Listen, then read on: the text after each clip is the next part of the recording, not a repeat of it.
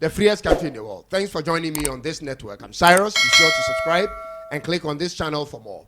In today's video, I'm going to describe to you the freest country on planet Earth as of January 2025. I'm talking about the only one country in the world where all these qualities and provisions I'm going to describe applies to all the indigenous people and foreigners. It's crazy, but it's true, and I'm sure you have some country names on your mind already. So, without further ado, let's get into it.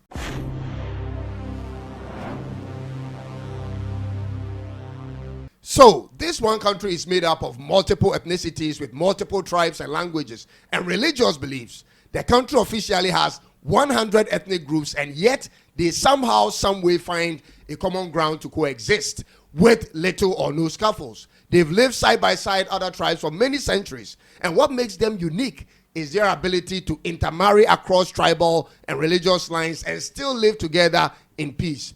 I'm talking about a country where in one family, I mean one nuclear family, father and some of the children may be affiliated to Islam, and the mother and other kids affiliated to Christianity, and still get along just fine. This is a country where you can commonly find a mosque built next to a church in the same community. I'm sure you are wondering which country this could be, knowing how tense such situations will be in other countries. I'll let you know soon, ladies and gentlemen. Just stick with me for a minute. So this country is visa-free to all countries it shares the continent with. So you can always move to this particular country without needing a visa for up to 90 days stay. The most unique aspect of this country is that the majority of the people who move to this country, whether from within or outside that continent, move in without needing to know anybody before making the move. This is the reality the vast majority of foreigners in this country have shared on many different social media platforms. And this is possible because this one country is arguably the most safest or peaceful country in that continent. And I'm not exaggerating. It's one of the few countries where you hardly see a police officer or an immigration officer stop a foreigner to question him or her for papers. It hardly happens even when the foreigner is driving a car or a bike, unless a crime is committed. And even in that case, the foreigner is usually treated fairly. And for those reasons, it's common to find solo travelers touring the country alone from all over the world. And that's not to say there aren't instances where crime happens, but it's not as often as it occurs in other countries. You may not like all the habits of the local people and probably not too much of the weather condition there, which is totally expected, but most of the foreigners who travel to this country happen to return and even stay and consider naturalizing. This is the country where foreigners can literally walk in today and buy a piece of land today, build a home for themselves and live their lives with minimal to no restrictions. They don't particularly need any type of residential permit to make this happen. The local people plus the security services of this country makes it even comfortable for you, the foreigner, to build your own home. And what makes it interesting is this: the local people go an extra mile of naming the place the foreigner settled by the nationality of that foreigner or even the name of that foreigner, especially when it's a new site. You see how crazy the whole thing is getting? I got more for you.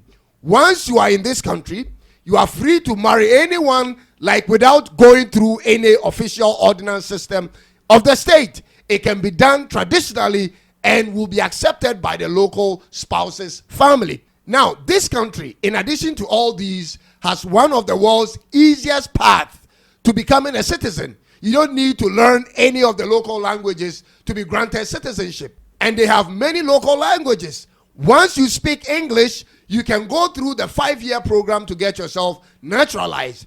You simply need to possess a valid passport or resident permit for a period of 5 years, be of good character or quality, and be qualified to become a citizen. And because of that, thousands of foreigners have acquired the citizenship of this country. Just 1 month ago, about 1,000 foreigners were granted their citizenship.